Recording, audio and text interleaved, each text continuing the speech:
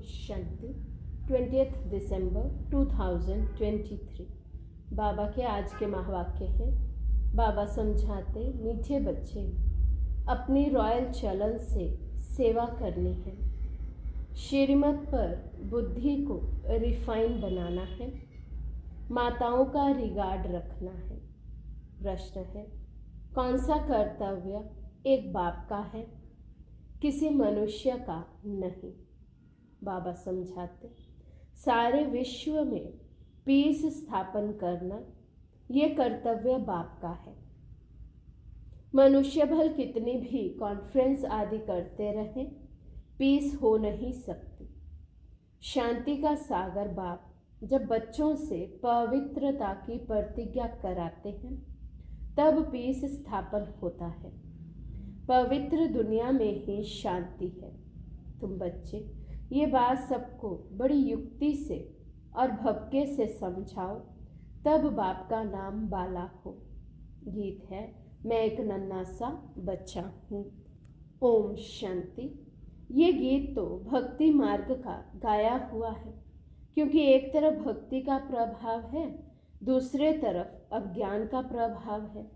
भक्ति और ज्ञान में रात दिन का फर्क है। कौन सा फर्क है? ये तो बहुत सहज है। भक्ति है रात और ज्ञान है दिन। भक्ति में है दुख। जब भगत दुखी होते हैं तो भगवान को पुकारते हैं, फिर भगवान को आना पड़ता है दुखियों का दुख दूर करने। फिर बाप से पूछा जाता है, ड्रामा में क्या कोई भूल है?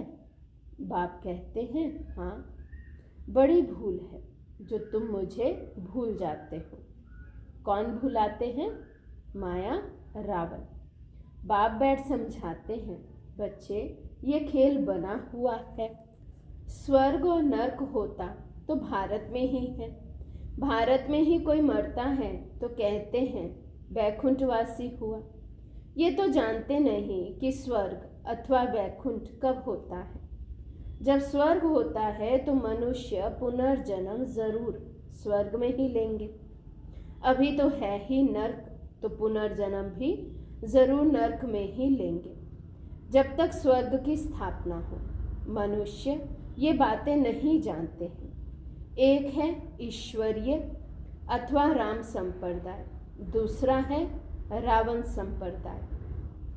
सतयुग त्रेता में है राम संप्रदाय, उनको कोई दुख नहीं है, अशोक वाटिका में रहते हैं। फिर आधा कल्प बाद रावण राज्य शुरू होता है। अब बाप फिर से आदि सनातन देवी देवता धर्म स्थापन करते हैं। वे है सबसे सर्वोत्तम धर्म। धर्म तो सब है ना। धर्मों की कॉन्फ्रेंस होती है। भारत में अनेक धर्म वाले आते हैं, कॉन्फ्रेंस करते हैं। अब जो भारतवासी धर्म को मानने वाले ही नहीं, वे कॉन्फ्रेंस क्या करेंगे? वास्तव में भारत का प्राचीन धर्म तो है ही आदि सनातन देवी देवता धर्म। हिंदू धर्म तो है नहीं। सबसे ऊंच है देवी देवता धर्म। अब कायदा कहता है, सबसे ऊंच से ऊंच धर्म वाले को गद्दी पर बिठाना चाहिए। सबसे आगे किसको बिठाएं? इस पर भी कभी उन्हों का झगड़ा लग पड़ता है। जैसे एक बार कुंभ के मेले में झगड़ा हो गया था। वे कहे पहले हमारी सवारी चले, वे कहे पहले हमारी, लड़ पड़े थे। तो अब इस कॉन्फ्रेंस में बच्चों को ये समझाना है कि ऊंच से ऊंच कौन सा धर्म है। वे तो जानते नहीं। बाप कहते आदि सनातन है ही देवी देवता धर्म, जो अब प्राय लोप हो गया है और अपने को हिंदू कहलाने लग पड़े हैं। अब चीन में रहने वाले अपना धर्म चीन तो नहीं कहेंगे। वो लोग तो जिसको नामी ग्रामी देखते हैं, उनको मुखिया करके बिठा देते हैं। कायदे अनुसार कॉन्फ्रेंस में बहुत तो आ नहीं सकते। सिर्फ रिलीजन के हेड्स को ही निमंत्रण दिया जाता है। बहुतों से फिर बहुत बोलचाल हो जाते हैं। अब उन्हों को राय देने वाला तो कोई है नहीं। तुम हो ऊंच से ऊंच देवी देवता धर्म वाले। अब देवता धर्म की स्थापना कर रहे हो। तुम ही बता सकते हो भारत का जो मुख्य धर्म है, जो सब धर्मों का माई बाप है, उनके हेड को इस कॉन्फ्रेंस के मुख्य बनाना चाहिए। गद्दी नशीन उनको करना चाहिए।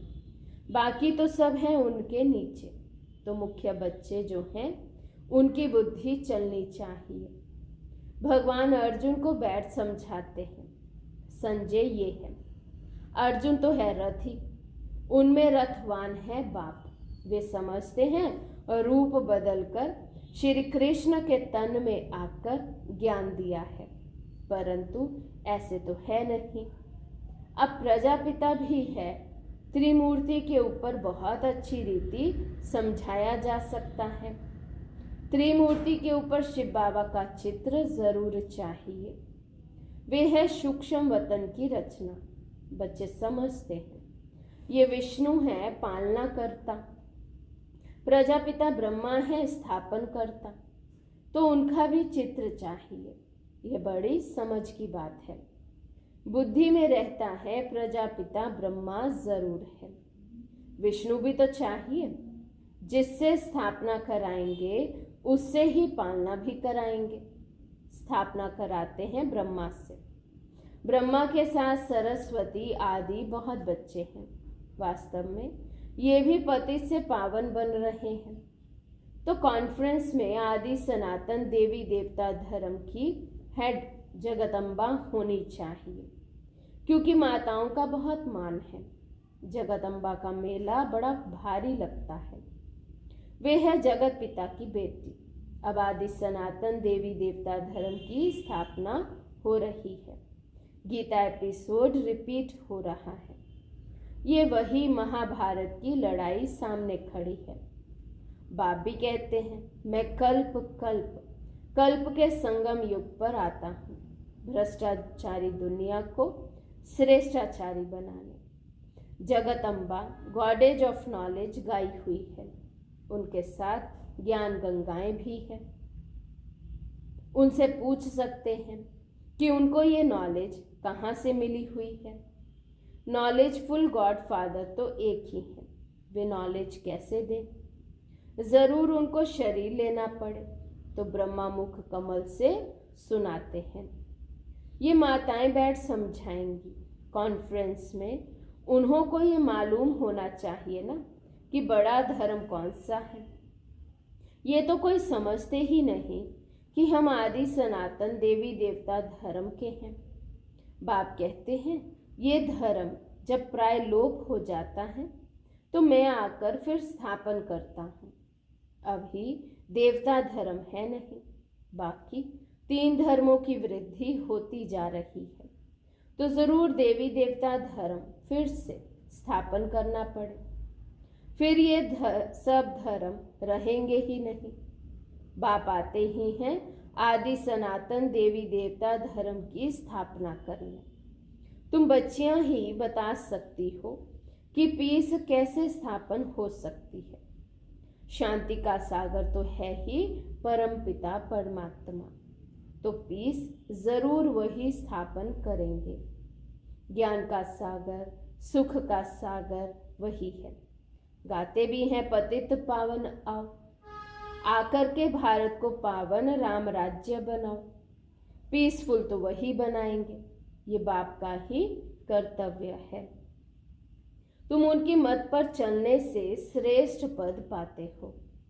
बाप कहते हैं जो मेरे बनेंगे राजयोग सीखेंगे और पवित्रता की प्रतिज्ञा करेंगे कि बाबा हम पवित्र बन 21 जन्मों का वर्षा लेंगे, वही मालिक बनेंगे। पतित से पावन बनेंगे। पावन है लक्ष्मी नारायण सबसे ऊंच। फिर अभी पावन दुनिया की स्थापना हो रही है। तुम पीस के लिए कॉन्फ्रेंस कर रहे हो, परंतु मनुष्य थोड़े ही पीस करेंगे। ये तो शांति के सागर बाप का काम है। कॉन्फ्रेंस में बड़े आदमी आते हैं, बहुत मेंबर्स बनते हैं, तो उन्हों को राय भी देनी पड़े। फादर शोज सन, शिव बाबा के पोतरे ब्रह्मा के बच्चे हैं, गॉडेज ऑफ नॉलेज। उनको गॉड ने नॉलेज दी है। मनुष्य तो शास्त्रों की नॉलेज पढ़ते हैं। ऐसे भपके से समझाओ तो बड़ा मजाक हो। युक्ति जरूर रचनी पड़ती है। एक तरफ उन्हों की कॉन्फ्रेंस हो और दूसरे तरफ फिर तुम्हारी भी भपके से कॉन्फ्रेंस हो। चित्र भी क्लियर है, जिनसे झट समझ जाएंगे। उनका ऑक्यूपेशन अलग है, उनका अलग है। ऐसे थोड़ी सब एक ही एक है, नहीं, सभी धर्मों का पाठ अलग अलग है। शांति के लिए मिल करके कार्य करते हैं। कहते हैं रिलीजन इज माइट, परंतु सबसे ताकत वाला कौन? वही आकर के पहला नंबर देवी देवता धर्म की स्थापना करते हैं। ये तुम बच्चे ही जानते हो। दिन प्रतिदिन तुम बच्चों को पॉइंट्स मिलती रहती है। समझाने की पावर भी है। योगी की पावर अच्छी होगी। बाबा कहते हैं ज्ञानी तो आत्मा ही मुझे प्रिय है। ऐसे नहीं कि योगी प्रिय नहीं है। जो ज्ञानी होंगे वे योगी भी जरूर होंगे। योग परमपिता परमात्मा के साथ रखते हैं। योग बिगर धारणा नहीं होगी। जिनका योग नहीं है तो धारणा भी नहीं है, क्योंकि देह अभिमान बहुत है।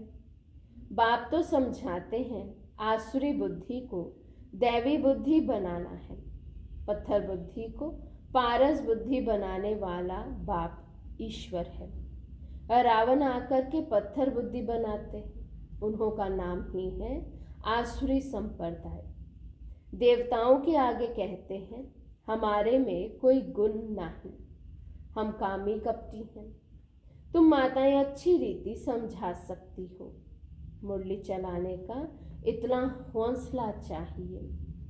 बड़ी बड़ी सभाओं में ऐसी ऐसी बातें करनी पड़े।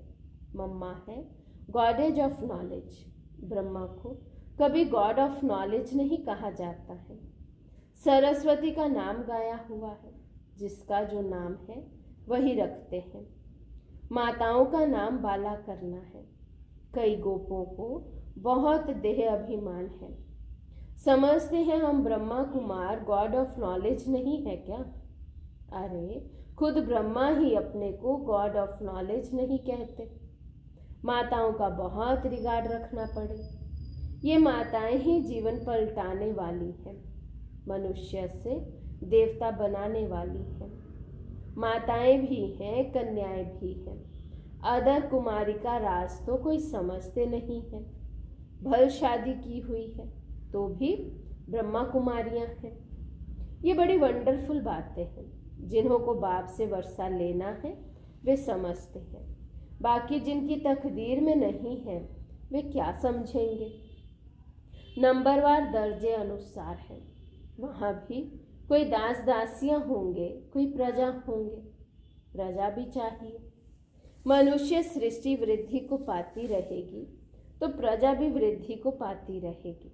तो ऐसी ऐसी कॉन्फ्रेंस जो होती है उसके लिए जो अपने को मुख्य समझते हैं उनको तैयार रहना चाहिए। जिनमें ज्ञान नहीं है वे जैसे छोटे ठहरे। इतनी बुद्धि नहीं है। देखने में भल बड़े हैं परंतु बुद्धि नहीं है, वे छोटे हैं। कोई कोई की बुद्धि बड़ी अच्छी है। सारा मदार बुद्धि पर है। छोटे छोटे भी तीखे चले जाते हैं। कोई की समझाने में बड़ा मिठास होता है। बातचीत बड़ी रॉयल करते हैं। समझेंगे ये रिफाइन बच्चे हैं। चलन से भी शो होता है ना। बच्चों की चलन बहुत रॉयल होनी चाहिए। कोई अनरॉयल काम नहीं करना चाहिए। नाम बदनाम करने वाले ऊंच पद पा नहीं सकते। शिव बाबा का नाम बदनाम करते हैं तो बाप का भी हक है समझाने का। अच्छा, मीठे मीठे सिकिलदे बच्चों प्रति माता पिता बाप दादा का याद प्यार और गुड मॉर्निंग। रूहानी बाप की रूहानी बच्चों को नमस्ते। हम रूहानी बच्चों की रूहानी बाप दादा को दिल व जान सिक व प्रेम से नमस्ते नमस्ते नमस्ते जी। रात्रि क्लास। अब तुम बच्चे समझते हो कि हम जीवात्माएं परम पिता परमात्मा के सन्मुख बैठे हैं। इसको ही मंगल मिलन कहा जाता है। गाया जाता है ना, मंगलम भगवान विष्णु। अभी मंगल है ना मिलन का। भगवान वर्षा देते हैं विष्णु कुल का, इसलिए उनको मंगलम भगवान विष्णु कहा जाता है। अब बाप मिलते हैं जीवात्माओं से, वे मिलन बड़ा सुंदर है। तुम भी समझते हो, अभी हम ईश्वरीय बच्चे बने हैं, ईश्वर से अपना वर्षा लेने लिए। बच्चे जानते हैं ईश्वर के वर्षे बाद दैवी वर्षा मिलता है, अर्थात स्वर्ग में पुनर्जन्म मिलता है। तो तुम बच्चों को खुशी का पारा चढ़ा रहना चाहिए। तुम जैसा खुश नसीब व सौभाग्यशाली तो कोई नहीं दुनिया में, सिवाय ब्राह्मण कुल के और कोई भी भाग्यशाली हो नहीं सकता। विष्णु कुल सेकंड नंबर में हो गया, वे दैवी गोद हो जाती, अभी ईश्वरीय गोद है। ये तो ऊंच ठहरे न। दिलवाड़ा मंदिर ईश्वरीय गोद का मंदिर है, जैसे अम्बा के भी मंदिर है। वे इतना संगम युग का साक्षात्कार नहीं कराते हैं। ये दिलवाड़ा मंदिर संगम युग का साक्षात्कार कराता है। बच्चों को जितनी समझ है उतना और कोई मनुष्य मात्र हो ना सके। जितना तुम ब्राह्मणों को समझ है उतनी देवताओं को भी नहीं। तुम संगम युगी ब्राह्मण हो, वे संगम युगी ब्राह्मणों की महिमा करते हैं, कहते ब्राह्मण स्व देवता बनते हैं। ऐसे ब्राह्मणों को नमः। ब्राह्मण ही नरक को स्वर्ग बनाने की सर्विस करते हैं, ऐसे बच्चों को नमस्ते करते हैं। अच्छा, गुड नाइट। धारणा के लिए मुख्य सार। फर्स्ट पॉइंट, बाप का प्रिय बनने के लिए ज्ञानी और योगी बनना है, देह अभिमान में नहीं आना है। सेकंड पॉइंट, मुरली चलाने का हौसला रखना है, अपनी चलन से बाप का शो करना है, बातचीत बड़े मिठास से करनी है। आज का वरदान है, कर्म भोग को कर्म योग में परिवर्तन कर सेवा के निमित्त बनने वाले भाग्यवान भव। कर्म भोग को कर्म योग में परिवर्तन कर सेवा के निमित्त बनने वाले भाग्यवान भव। तन का हिसाब किताब कभी प्राप्ति व पुरुषार्थ के मार्ग में विघ्न अनुभव ना हो। तन कभी भी सेवा से वंचित होने नहीं दे। भाग्यवान आत्मा कर्म भोग के समय भी किसी न किसी प्रकार से सेवा के निमित्त बन जाती है। कर्म भोग चाहे छोटा हो या बड़ा, उसकी कहानी का विस्तार नहीं करो। उसे वर्णन करना माना समय और शक्ति व्यर्थ गवाना। योगी जीवन माना कर्म भोग को कर्म योग में परिवर्तन कर देना। यही है भाग्यवान की निशानी। स्लोगन है, दृष्टि में रहम और शुभ भावना हो तो अभिमान व अपमान की दृष्टि समाप्त हो जाएगी। दृष्टि में रहम और शुभ भावना हो तो अभिमान व अपमान की दृष्टि समाप्त हो जाएगी। अच्छा, ओम शांति।